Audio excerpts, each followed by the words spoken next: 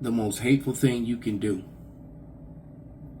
the most malicious and hateful thing you can do, is lie to a people about who they are, hide their heritage, to keep them from ever achieving autonomous wealth,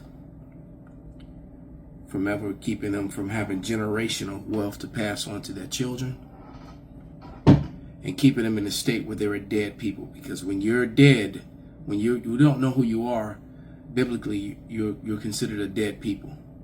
Right? That's why the scriptures talks about their bodies, their dead bodies in Egypt. So let's bring her into focus here. It says the Negroes' claim to be Jewish is legitimate. The land of Israel is located in Western Asia. And I forgot it even said that. And the borders of North Africa, all the native inhabitants of that region were non-white. When Spain expelled the Jews, which were the Sephardic, which were the Negroes, the Moors, the Morenos. All right, look up the word Moreno in the Etymology Online Dictionary. The Sephardic, those Sephardic and secret Jews, Christians that left, and Moors that left were so-called Negroes. All right.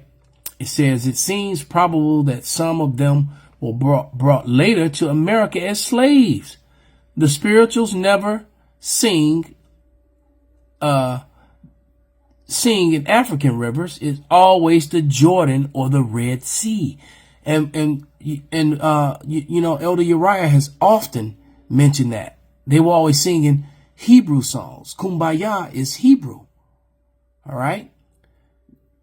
It says, don't sing about African chiefs or kings. It's David or Moses and some other Jewish characters in the Bible. So, Edom just wants to deny facts and evidence.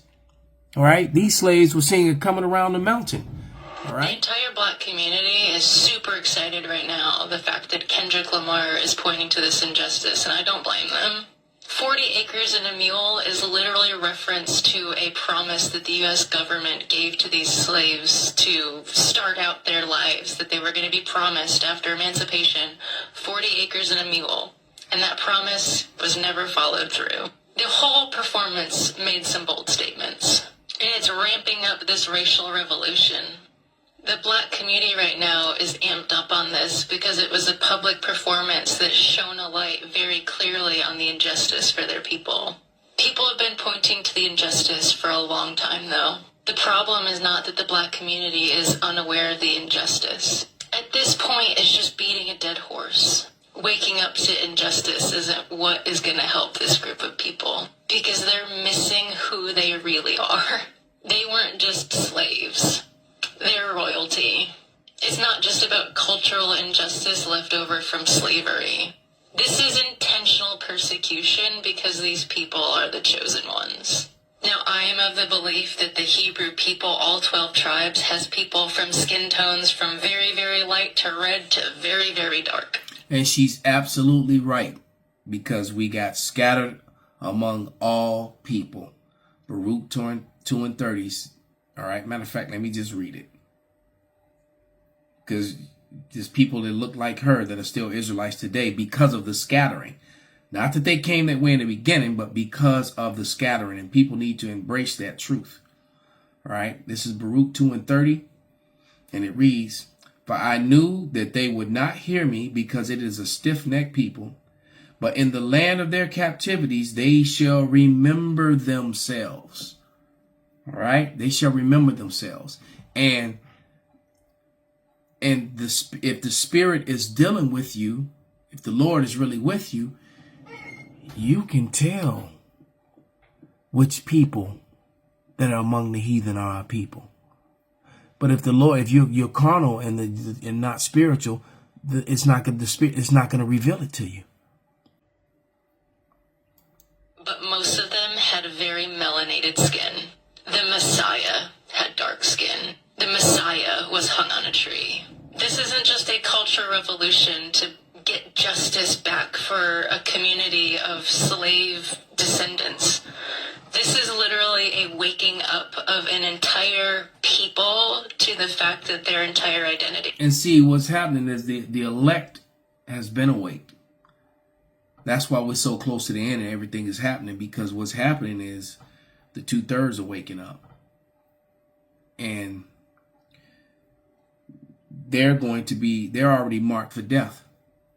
But some of the 2/3 will be used as their spirits created for vengeance. Some of them have one mission left. You know, I watched the brothers talked about how the Lord gonna use these YNs. Yeah, he is. A lot of these gangbangers, these crazy gangs that came up from Central and South America. Yeah, that actually have military tactics, the cartels. The Lord's gonna actually use them, you know, to be spirits of vengeance. All right. Has been hidden from them, stolen from them. They have no idea who they are. So the entire black community in this country is super excited about this performance, and it's great. It makes a lot of great points. But at the end of the day, it doesn't help these people figure. She said they didn't know who they are. This is Lamentations 4:8, speaking about the southern kingdom, what you would call Jews, which was made up Judah, Benjamin, and Levi. And it reads, Lamentations 4:8, their visage is blacker than a coal, meaning they're just dark, not actually black. They are not known in the streets. See, we're not known in the streets. Their skin cleaveth to their bones. It is withered, it has become like a stick. All right. So they're not known because we've been given all these false titles by people that look like her. By those same Dutch motherfuckers, you know, that he talked about in that show, and the rest of the Edomites. Figure out the real truth. The natives in this country and the African Americans in this country, they're lost tribes of Israel. They're real Hebrew people. And that is why that group of people have been persecuted and enslaved. Doesn't matter what the history books tell you. History's a lie. Exactly. These people right here.